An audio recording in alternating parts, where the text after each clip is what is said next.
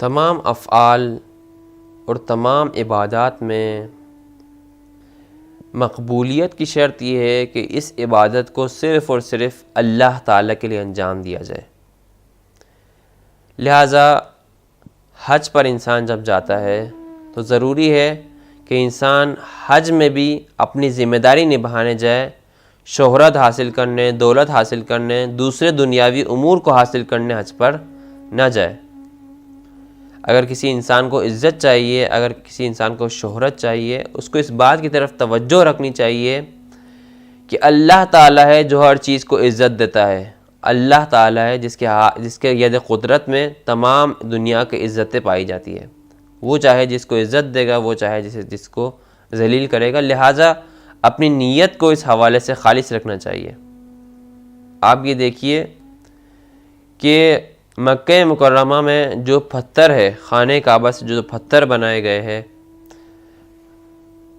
جن پتھروں سے خانہ کعبہ بنایا گیا ہے، حجر الاسود کا جو پتھر ہے، ویسے تو یہ کوئی عام پتھر ہے، لیکن جب اس کی نسبت خانہ کعبہ سے ہو گئی، جب اس کی نسبت اللہ تعالیٰ سے ہو گئی، تو اس پتھر کے اندر کتنی قدر و منزلت آ گئی، کتنی اہمیت آ گئی اس پتھر کے اندر جس کی نسبت اللہ تعالیٰ سے ہو گئی، جس پتھر کو اللہ تعالیٰ نے عزت دے دی۔ لہٰذا اگر کسی کو عزت چاہیے، کسی کو کوئی دنیاوی امور چاہیے، ان تمام امور کو اللہ تعالیٰ سے مانگنا چاہیے۔ اپنے فعل کو خلوص سے نکال کر ریا کے وادی میں نہیں وارد کرنا چاہیے، اپنے فعل کو خالص رکھنا چاہیے اللہ تعالیٰ کے لیے۔ حضرت ابراہیم علیہ السلام نے اس سرزمین پر آ کر یہ دعا فرمائی، جناب اسماعیل اور جناب ہاجر علیہ السلام کے لیے یہ مقبول دعا فرمائی، اللہم فاجعل افئدۃ من الناس تہوی الیہم، کہ لوگوں کا دل ان دونوں افراد کی طرف، میرے گھر والوں کی طرف مائل ہو جائے۔ اور آپ دیکھیے کہ کس قدر جناب اسماعیل اور جناب ہاجر علیہ السلام کی قدر و منزلت زیادہ ہو گئی لوگوں کے درمیان۔ لہٰذا یہ اللہ تعالیٰ کا وعدہ ہے کہ ہم جو شخص نیک کام انجام دے گا، ہم اس کی نیک کاموں کی جزا دے کر رکھیں گے، اس نیک کام کو ضائع نہیں کریں گے۔ خداوند مجید نے قرآن مجید میں ارشاد فرمایا ہے، اِنَّا لَا نُضِيعُ أَجْرَ الْمُحْسِنِينَ، کہ ہم نیک کام انجام دینے والے افراد کی نیکی کو، اس کے جزا کو ضائع نہیں کرتے۔ وہ افراد جو آج کل حج کے لیے جاتے ہیں، حجاج کرام جو حج کے لیے جاتے ہیں، دیکھیے وہ کس کی یاد میں حج جاتے ہیں، کس کی یاد میں ان افعال کو انجام دیتے ہیں۔ یہ تمام افعال جناب ہاجر اور جناب اسماعیل کی یاد میں انجام دیے جاتے ہیں، جو سعی صفا و مروہ ہے، اور جو دوسرے افعال ہے، یہ تمام افعال جناب ہاجر اور جناب اسماعیل کی یاد میں انجام دیے جاتے ہیں۔ جب اللہ تعالیٰ کسی کو عزت دے تو اس طرح عزت دیا کرتا ہے کہ ایک انتہائی اہم فعل اسلام کے اندر، اور پورے دنیا کے مسلمان آ کر اس فعل کو انجام دیتے ہیں، صرف اور صرف اس شخص کی یاد میں جس نے خالصتاً کوئی فعل اللہ تعالیٰ کے لیے انجام دیا ہے۔ مناجات شعبانیہ میں ارشاد ہے، نقصی و زیادتی بیدک لا بید غیرک، میری کمی اور زیادتی، میرے اندر کوئی فائدہ یا نقصان اگر مجھے پہنچے تو یہ فائدہ اور نقصان صرف اور صرف تیرے ہاتھ میں ہے، تیرے علاوہ کسی کے ہاتھ میں نہیں ہے۔ امام ہمیں اس چیز کی طرف توجہ دلانا چاہ رہے ہیں۔ سورہ حمد میں ارشاد ہے، ایاک نعبد و ایاک نستعین، صرف تیری عبادت کرتے ہیں اور تجھ سے ہی مدد مانگتے ہیں۔ روایت کے اندر، قرآن کے اندر انسان کو توجہ دلانا چاہ رہا ہے خداوند متعال، ائمہ معصومین علیہ السلام ہمیں توجہ دلانا چاہ رہا ہے کہ اگر ہمیں کچھ چاہیے تو وہ صرف اور صرف اللہ تعالیٰ سے مانگنا چاہیے، اپنی نیتوں کو، اپنے افعال کو خداوند متعال کے لیے انجام دے، اپنی نیتوں اور افعال کو خراب کر کے کوئی چیز حاصل نہیں کرنی چاہیے۔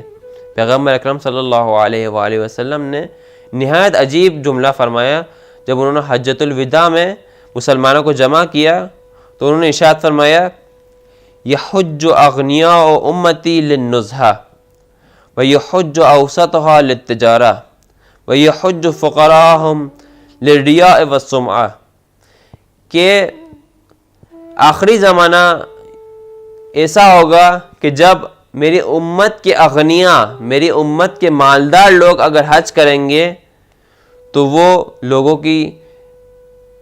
کو اپنی طرف راغب کرنے کے لیے، لوگوں کے سامنے شہرت حاصل کرنے کے لیے یہ کام کیا کریں گے۔ وَأَوْسَطُهَا لِلتِّجَارَةِ، میرے جو درمیانی امت کے لوگ ہوں گے، جو مالی لحاظ سے درمیانی لیول پہ ہوں گے، وہ تجارت کے لیے اس حج کو انجام دیا کریں گے۔ وَفُقَرَاءُهُمْ لِلرِّيَاءِ وَالسُّمْعَةِ، اور جو فقیر ہوں گے وہ شہرت کے لیے انجام دیا کریں گے۔ یحج اغنیاء امتی للنزہہ، میرے جو اغنیاء ہوں گے، میرے جو مالدار ہوں گے امت کے، وہ تفریح کے لیے حج کو انجام دیا کریں گے۔ جو فقراء ہوں گے وہ افراد شہرت کے لیے حج کو انجام دیا کریں گے۔ جب اصحاب نے یہ روایت سنی تو جناب سلمان فارسی کو تعجب ہوا کہ واقعاً ایسا دور آئے گا، تو انہوں نے رسول خدا سے سوال کیا۔ رسول خدا نے ارشاد فرمایا، خدا کی قسم آنے والے زمانے میں ایسا دور آئے گا جو یہ امور تحقق پائیں گے۔ یعنی یہ چیز اتنی تعجب والی چیز تھی کہ جناب فارسی جیسے شخص کو تعجب ہو رہا ہے کہ واقعاً ایسا دور آئے گا یا نہیں آئے گا، تو رسول خدا نے قسم کھا کر کہا کہ جی ہاں ایسا دور آئے گا۔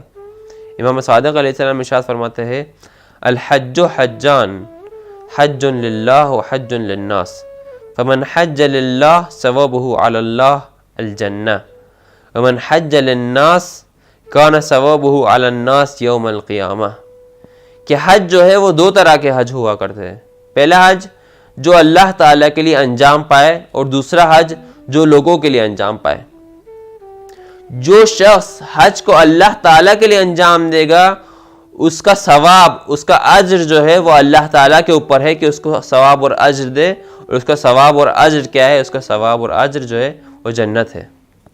اور جو شخص حج کو لوگوں کے لیے انجام دے گا، اس کا ثواب اور جزا جو ہے وہ لوگوں کے اوپر ہے، لوگوں سے وہ اپنی جزا اور ثواب مانگے گا روز قیامت کے دن۔ یعنی لوگ اس کو کیا دے سکیں گے روز قیامت کے دن؟ لوگ تو خود ثواب اور جزا کے پیچھے بھاگ رہے ہوں گے۔ لہٰذا انسان جب کوئی حج کو، کوئی فعل کو غیر خدا کے لیے انجام دیتا ہے، در حقیقت وہ اپنے فعل کو ضائع کر رہا ہے۔ بلکہ اس سے بڑھ کر اگر کوئی شخص ریاکاری کرے گا تو وہ نہ صرف یہ کہ اپنے فعل کے ذریعے کوئی اچھا کام انجام نہیں دے رہا، نہ صرف یہ کہ اپنے فعل کے ذریعے کوئی لاغو کام انجام نہیں دے رہا، بیہودہ کام انجام نہیں دے رہا، بلکہ اس اپنے فعل کے ذریعے گناہ کر رہا ہے۔ اپنے فعل کے ذریعے جب ریاکاری کرے گا، جو فعل میں قصد قربت شرط ہے اس فعل میں ریاکاری کرے گا انسان، تو اس فعل کے ذریعے انسان گنہگار ہوگا، انسان اور الٹا نقصان اٹھائے گا۔ لہذا اپنے افعال میں انسان کو اخلاص رکھنا چاہیے، اور اخلاص کی نشانی امام صادق علیہ السلام نے نہایت خوبصورت انداز میں بیان کی ہے۔ وہ ارشاد فرماتے ہیں، وَالْعَمَلُ الْخَالِصُ الَّذِي لَا تُرِيدُ أَن يَحْمِدَكَ عَلَيْهِ إِلَّا اللَّهُ عَزَّ وَجَلَّ، کہ عمل خالص وہ ہے کہ جس کے اندر تم یہ امید نہ رکھو کہ خداوند متعال کے علاوہ کوئی تمہاری حمد و ثنا کرے، کوئی تمہاری تائید کرے۔ تمہارا فعل اس وقت خالص ہوگا جب تمہارے دل میں یہ امید نہ ہو کہ میں یہ فعل اگر انجام دے رہا ہوں تو اس کے اندر خداوند متعال کے علاوہ کوئی مجھے اس کا جزا دے گا، کوئی مجھے اس کی تائید اور تحسین کرے گا۔ بہرحال خلوص نیت اعمال کی مقبولیت کی شرط ہے، اور جب تک انسان خلوص نیت کے ساتھ کسی فعل کو انجام نہیں دے گا، وہ فعل مقبول حاصل نہیں ہوگا، بلکہ وہ فعل اگر ریا کے ساتھ انجام پائے تو گناہ کا باعث بنے گا۔ اور خاص طور پر حج کا سفر تو ایسا ہے کہ انسان اس کے اندر معنوی اور روحانی ثواب حاصل کرنا ہے انسان کو، معنوی اور روحانی درجات حاصل کرنے انسان کو۔ اگر اس کے اندر انسان خلوص نیت کے ساتھ اس فعل کو انجام نہیں دے گا تو یہ درجات حاصل نہیں ہوں گے، بلکہ انسان اور اپنے درجات کو گرائے گا۔ لہٰذا انسان کو اپنے اعمال میں، خاص طور پر اپنے حج میں، ان امور کی طرف توجہ رکھنی چاہیے۔ والسلام علیکم ورحمۃ اللہ وبرکاتہ۔